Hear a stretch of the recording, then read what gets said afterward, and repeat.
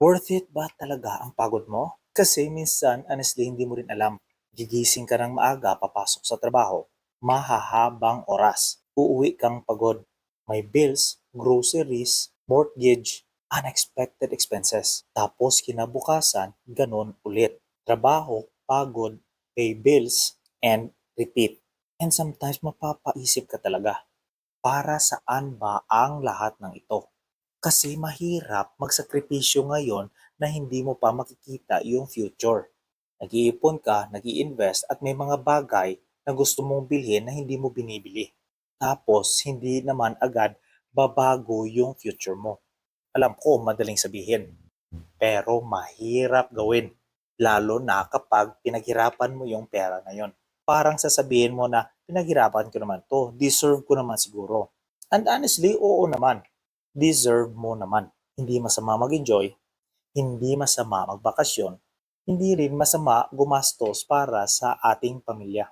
Pero minsan, kailangan mo rin tanungin yung sarili mo. Kailangan ko bang gamitin ang lahat ng pera ko ngayon para sa buhay ko ngayon? O pwede rin ba na gamitin kong ibang parte ng pera ko para mas marami akong options para sa aking future?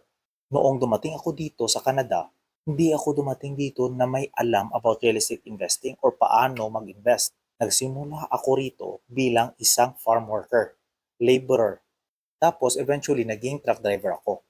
At tulad ng maraming immigrants, ang goal ko noon ay simple lang. Pagtrabaho, kumita, mag-ipon, makapagbigay ng mas magandang options para sa aking pamilya. Kasi kung trabaho lang ang source ng income mo, kapag hindi ka nagtatrabaho, humihinto rin yung income mo.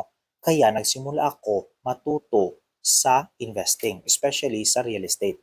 At eventually, naging malaking parte yung real estate investing sa aming journey. Hindi dahil na akala ko magiging mayaman ako overnight. Actually, real estate is not easy. May mortgage, may repairs, may maintenance, may taxes, may insurance, may vacancies. Pero gusto ko yung idea na over a long period of time, pwede kang unting-unti na nagbibuild ng assets. Pwede kang magkaroon ng rental income. Pwedeng mabawasan yung mortgage mo over time. At syempre, mag-build ng equity. And of course, walang guarantee yun. Pero ang idea is, hindi lang ikaw ngayon ang nagtatrabaho para sa pera. Unting-unti, sinusubukan mo makabuo ng assets para makapagtulong sa iyo financially. Pero ang totoo, hindi laging exciting ang pagbibuild mo ng long-term wealth. At minsan, may unexpected expenses ka pa. Kaya kapag may nakita kang tao na may mga investments, hindi mo nakikita yung mga years bago niya naabot yung kanyang financial situation. Yung mga bagay na hindi niya binili, yung perang pinili na i-save, pinili na i-invest, yung mga small decisions na paulit-ulit. And that's how usually long-term wealth is built. Hindi isang malaking desisyon, kundi maraming maliit na decisions na ginagawa mo over time. And here's something that I've noticed. Kasi magkaiba ang mataas na income kumpara sa mayaman.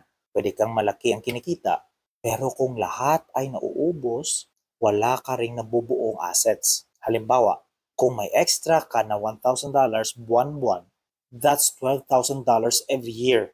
In 5 years, that's 60,000. Hindi ko sinasabi na lahat ng yun i-invest mo. Hindi naman. Pero every dollar has an opportunity cost. Kapag ginastos mo sa isang bagay, hindi mo na magagamit yung same dollar na yon para sa savings, para sa debt payment, reserve fund, down payment, or sa mga investments kasi ginamit mo na siya para sa ibang bagay. Kaya minsan, hindi lang kaya ko bang bilhin to? Kailangan mo ring tanungin, ano pa kaya ang pwedeng gawin ng perang ito? Para sa akin, real estate is one of the ways we're trying to build long-term wealth. Pero hindi itong bumili ka ngayon, tapos bukas financially free ka na. Hindi ito ganon. Real estate is a long-term game.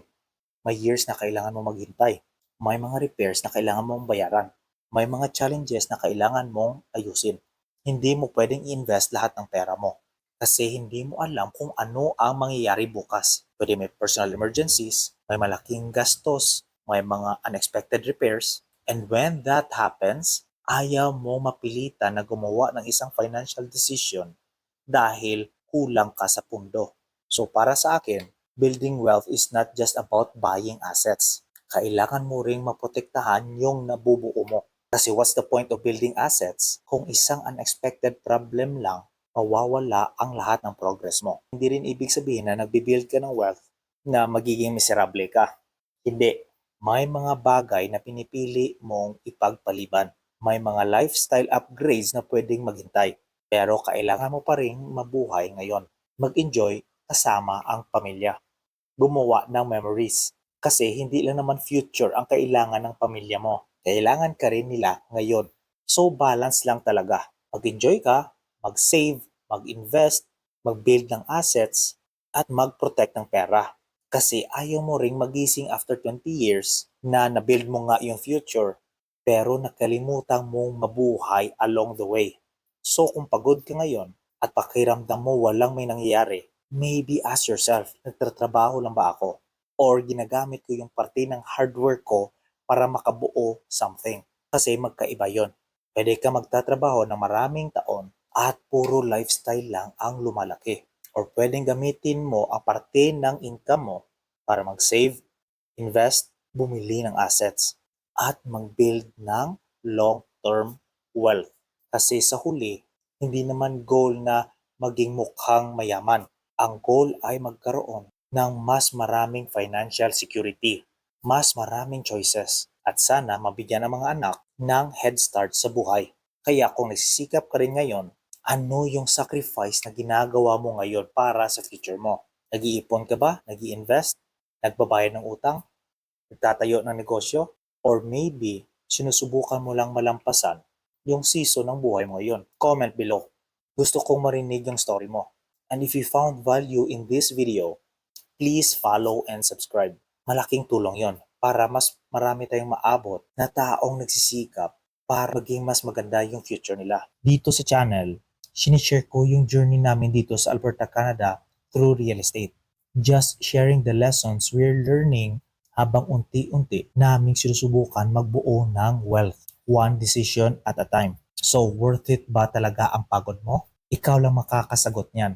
Pero sana yung future na pinaghihirapan mo ngayon ay future na gusto mo talaga. See you in the next video.